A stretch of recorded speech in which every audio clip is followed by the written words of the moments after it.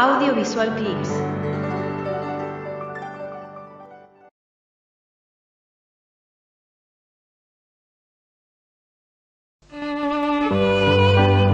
Hablaremos esta noche de Victoria Ocampo. Qué bien. Lindo asunto, ¿eh? Ramona Victoria Epifanía Rufina Ocampo. Nació un 7 de abril de 1890, hija de Manuel Ocampo y de Ramona Máxima Aguirre, ambos, desde luego, provenientes de familias de clase alta. Victoria fue la primera de 6 hermanas mujeres. Allá por 1896, la familia se trasladó a Europa. Con el equipaje llevaron también 2 vacas que los proveían de leche fresca para las niñas. Era una costumbre usual, ¿eh? ¿Ah, sí? No una extravagancia de los Ocampo. La educación de las niñas estaba a cargo de institutrices que les enseñaban el francés y el inglés. Mejor dicho, les enseñaban en francés y en inglés. A Victoria el francés le resultaba más natural que el castellano. En 1908, Victoria concurrió a la Sorbona y se codió con la élite intelectual y artística de París. 3 años después, los Ocampo regresaron a la Argentina. En esa época murió Clara, una de las hermanas. En 1912, 22 años, Victoria se casó con Luis Bernardo de Estrada, apodado Mónaco, un hombre proveniente de una familia patricia y todavía más conservadora que la familia Ocampo, lo que ya era decir. A los 2 años de haberse casado, la unión se disolvió Bueno. y se instalaron pisos distintos, solo se veían en eventos sociales. Ella no soportaba el lugar que la sociedad daba a la mujer casada. Bien. Después se mudó sola y recién 2 años más tarde obtuvo la separación legal, que no era tan sencilla en aquel entonces. No era aquí, además, ¿no? Claro. Mientras tanto, no omitió el vivir un intenso romance clandestino con Julián Martínez, que era primo de su ex marido. Un romance que duró hasta 1935. O sea, duró bastante, ¿no? En 1924 llegó a Buenos Aires, atención amigos, Rabindranath Tagore, Sí, señor. que fue Premio Nobel de Literatura en 1913. Hindú. Y sí, hágame acordar que les cuente alguna vez, yo creo que lo hemos hecho con Dorio hace muchísimos años, los entretelones del Premio Nobel a Rabindranath Tagore. Pero sigamos adelante. Tagore iba a Perú, creo, y se iba a quedar 2 o 3 días en la Argentina, pero se enfermó. Y Victoria se ofreció a hospedarlo en Mira al Río, una casa que tenía, que creo que era en San Isidro, y que se quedara allí todo el tiempo que él quisiera. Al final, Rabindranath Tagore había venido por unos poquitos días, terminó por instalarse 1 año en la mansión de los primos de los Ocampo. La escritora se comportaba como una verdadera fanática. Les compraba libros, le llevaba músicos, le enviaba comida, Sí.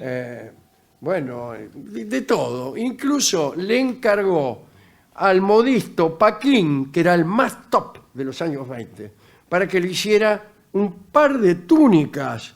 Qué bien. Un par de túnicas. Sí. Bueno, ¿sabe quién era Paquín? ¿Quién? Yo se lo voy a decir enseguida.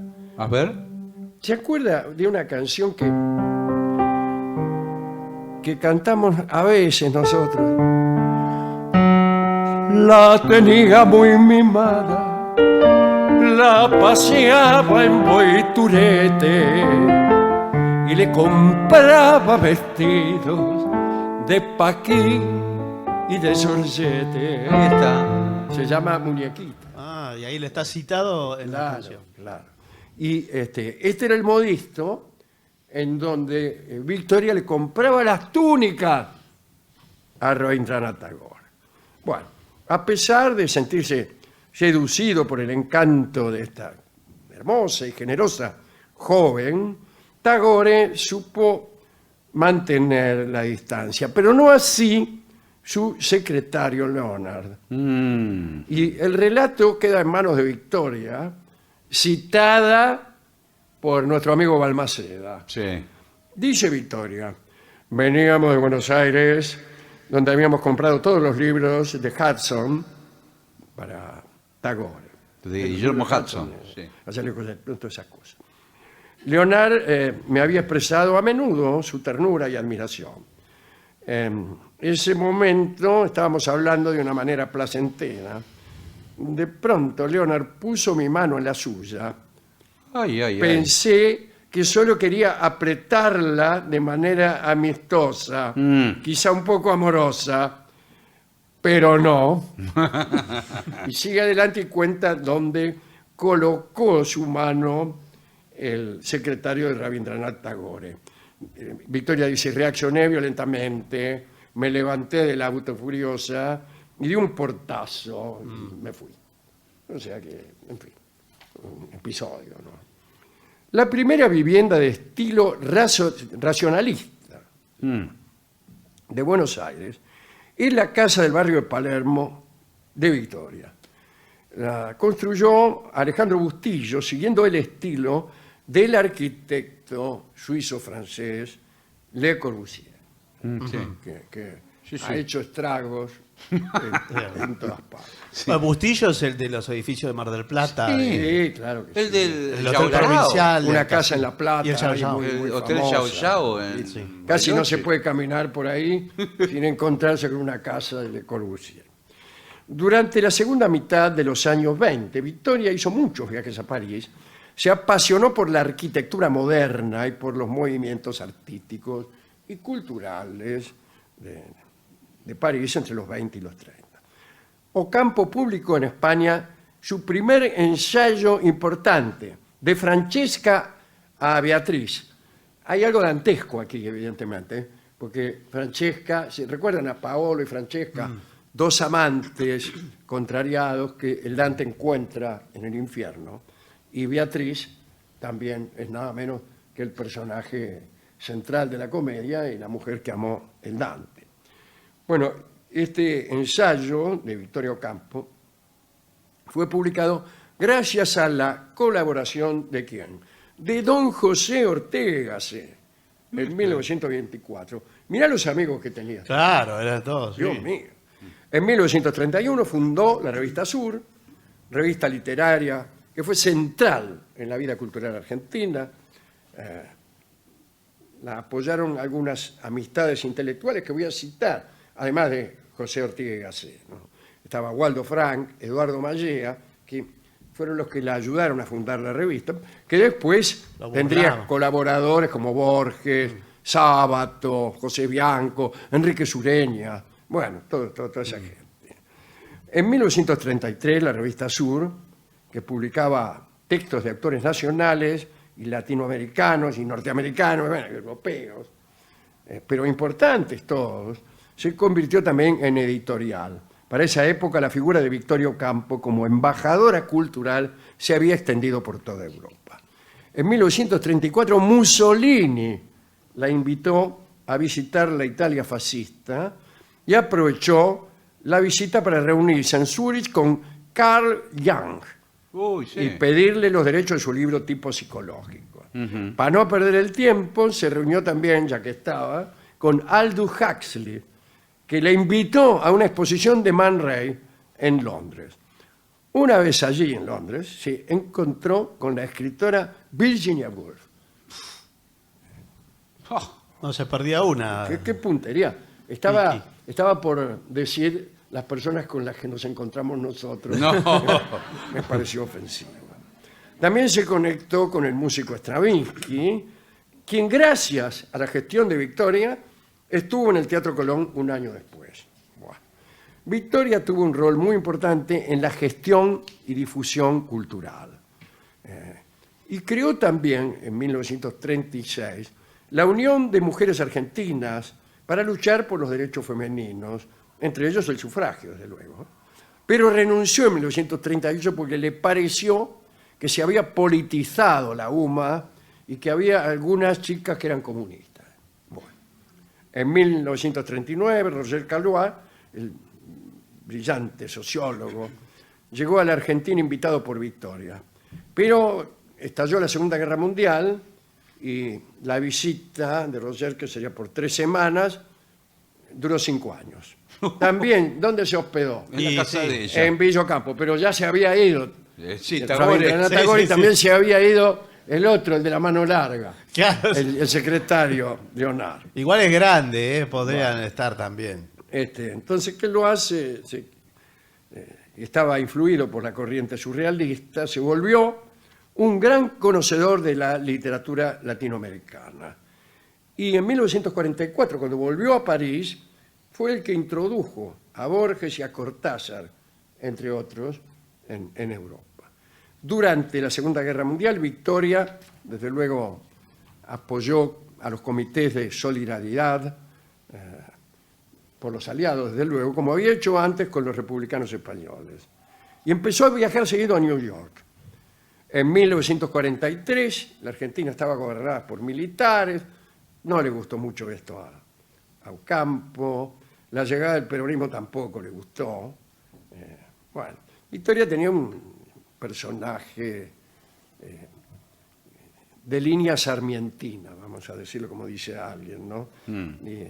Y el peronismo era para ella la representación de la barbarie, del otro lado de la civilización. Bueno, siendo funcionaria, llegó a firmar en 1955 el famoso decreto 4161, donde se prohibía nombrar a Juan Perón y al peronismo. En 1950, Victoria recibió de manos de Borges el premio de honor de la Sociedad Argentina de Escritores, que quedaba justo en la que había sido la casa de la madre de Victoria, en la calle México al 500. Sí. ¿Ves lo que es estar vinculado? Bueno. Es que eran pocas familias, las familias patricias de Buenos Aires, Sí, los no eran edificios que tantas, están hoy no. en pie todavía. Bueno, empezó en 1952, demasiado pronto a mi juicio, a redactar su autobiografía para que fuera publicada luego de su muerte, que ocurrió mucho después. En abril del 53 fue detenida en la cárcel del Buen Pastor por ser acusada de conspiración en el famoso acto de la CGT en Plaza de Mayo, donde estaba Perón como orador, y estallaron allí varias bombas que causaron muertos y heridos. Bueno. En 1955 celebró, desde luego, el golpe de Estado y luego, de algún modo, recobró su popularidad asumiendo como presidenta del Fondo Nacional de las Artes. En el 62, ya teniendo sus 72 años, fue nombrada por Francia. Le fue impuesta la Orden de Artes y Letras. Bueno,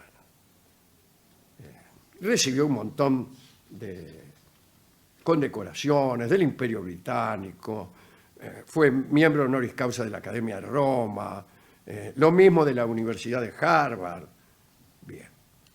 En los años 70 su salud se debilitó, dejó de publicar en Sur, luego renunció al Fondo Nacional de las Artes, donó su casa de Villa Ocampo y la casa de Mar del Plata, que algunos de nosotros conocemos. Sí, señor. Ahí, a veces tocan amigos nuestros. Sí, hacen música en el jardín.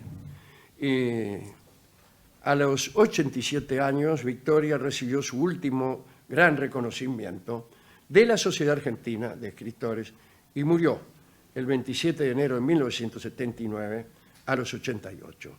Murió en Villa Ocampo.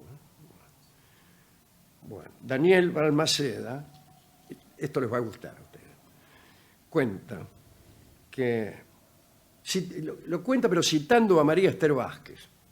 María Esther Vázquez dice que Bioy Casares, su esposa, Silvina Ocampo, estaban encantados con la música de Trini López.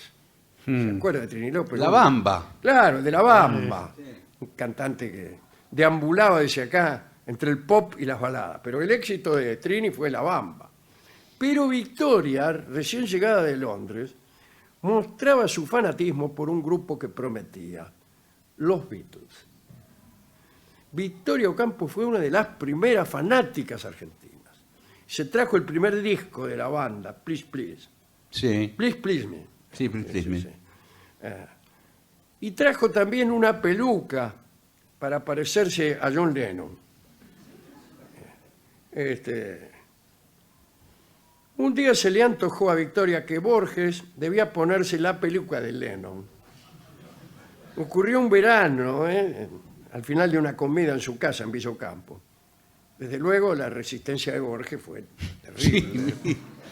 Porque además Borges odiaba los disfraces. Bueno, la discusión fue subiendo de tono, Victoria insistía y Giorgi no daba el brazo a torcer y todo el resto del concurso sentía muy incómodo por este cruce por la peluca. Hasta que Victoria puso fin a la discusión con la siguiente frase. Mire, che, usted con lo empacado que es, nunca va a llegar a nada en la vida. Muy bueno.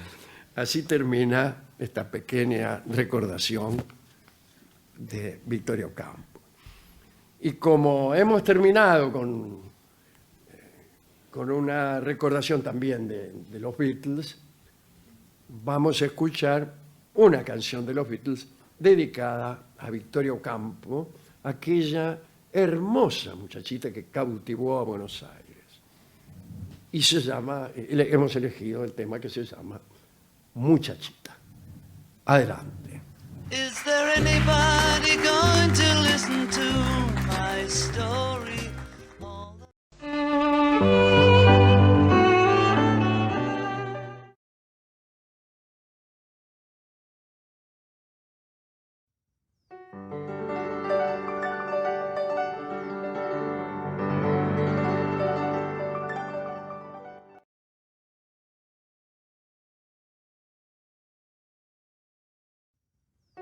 Gracias por ver y escuchar este video, y no olvides suscribirte para recibir las notificaciones de nuevos videos todas las semanas. Dale a me gusta si te gustó, y comparte en las redes sociales para que el canal siga creciendo, y trayéndote a los mejores exponentes de las artes audiovisuales.